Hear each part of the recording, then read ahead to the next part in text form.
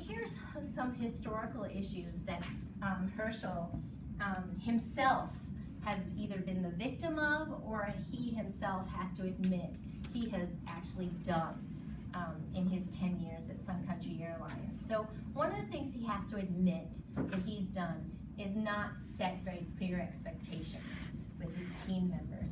And some of that's because we've been moving so quickly and been in survival mode. So Herschel never took the time to actually write down a process or to actually look and seek out what a process is that might be out there and then communicate it very clearly to his team members. He also does not like conflict. Herschel's a nice guy.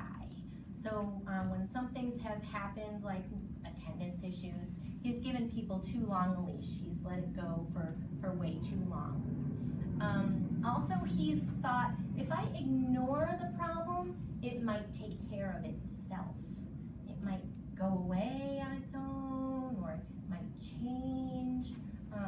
And newsflash, that seldom happens. Ignoring the problem means the problem may morph, but it seldom goes away. In fact, it usually gets worse. So inadequate feedback. He has not only provided inadequate levels of feedback, but he also feels like, hey, I'm not getting a lot of feedback either in both directions. I wish I would get more feedback from my own supervisor, and I also need to be giving more feedback to team members. So all the way back to the beginning of the day, when Margaret said about the big question mark there, if you're not getting enough feedback, ask. Ask your supervisors, ask your team members. If you're someone who's not giving enough feedback, both positive and critique and development feedback, you now have some tools to begin to do that. Lack of documentation. So this is key, and we've had some situations in HR talent where someone comes to us and they say, that's it, I need to get rid of this person, I've had enough, the team's had enough. And we say, okay, show us the documentation on all of these things you're telling us about and the history of this, that, and the other, and there's nothing. And there's absolutely nothing. So this is one of the main reasons why the performance management process has been created, is to have you have provided tools and resources, but not make it cumbersome.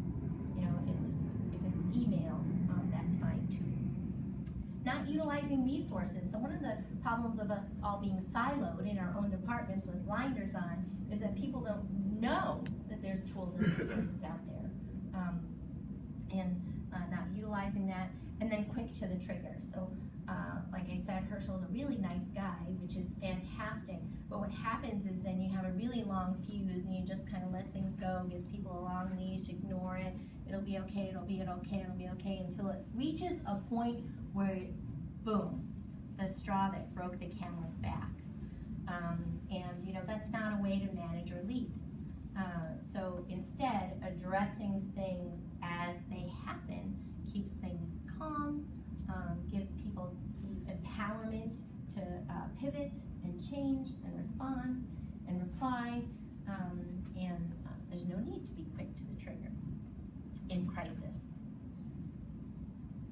Oh, so this is just an example where Herschel's team is in crisis because he has a team member where that's it, the person's been late one too many thousands of times or whatever it might be, but Herschel isn't able to do anything today, even though he really wants to, because of the lack of documentation and all of those other things that we just mentioned. So now things are stalled because he will have to follow a process in order for anything to be able to be done. Transfer, termination, whatever it might be. Any questions about that? By the way, that's information that we got from supervisors and managers here at Sun Country, where we said, you know, what are some of the most difficult people issues you run into? And they said, well, you know, historically it's been some of these things. So this check-ins, EPIF, this is effective now? Or? Yes. Okay. Yes. Is there going to be other information going out to all the employees in Sun Country, or do we just bring this back to our employees and just start So running with it senior now? leadership team already knows about the process. They learned about this first, and now this is the supervisor and manager rollout section of it. Your team members will not receive information about it, because hopefully what will happen is they only experience check-ins, right? So the only people who need to know the entire performance management process are those who are not doing all that well. Otherwise, I mean, of course, it's out there for anyone on SYI, the HR Talent Tips article, or anyone to see. It's not like it's a secret by any means, but it's being rolled out and, you know, as a training to SLT and managers and supervisors only. Yeah.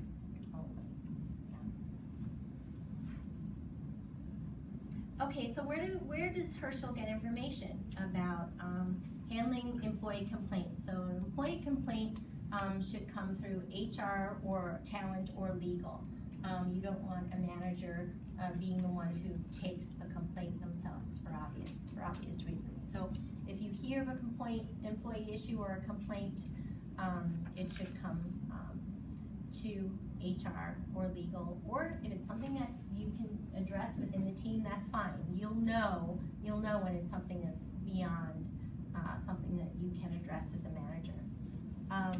FMLA, we happen to have our expert here. Michelle is our expert on FMLA, in case someone needs to take leave. Travel policy, Sam Nelson is our resident past travel expert.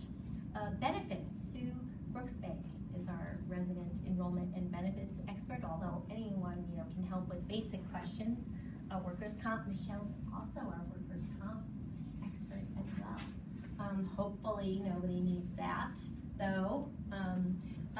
Drug testing, so, you know, this is a very important component, and drug testing happens following all regulatory guidelines regarding crew, and all that comes through HR Talent as well. All of the training happens with crew separately. Badging process, really important. Please look at your badge and see when it expires, and note that some of you have two of them, not only your company badge, but your CITA badge as well. You now need an appointment in order to renew your badge. And is there anything about CITA that changed recently? Everyone should know. They just don't take walk-ins. Yes, they don't take walk-ins. Yeah. It takes a couple weeks to get an appointment, so don't wait till the last minute. And once you get your CITA, there's only one entrance you can get into at the terminal to get into the Oh yeah, that changed secured too. area. That changed too. So the logistics, you can only get Ticket in counter one. to It's the T2 through one door with your CITA badge. From outside, you know, once you're in, of course, you can travel as you normally would through the doors, but if you're outside of T2, there's only one door you can use to enter, that's right. And just in general, people, policies and procedures, please reach out to us if you have any questions or any changes. Here we are. Here is everyone's expertise areas. And this is also on SYI.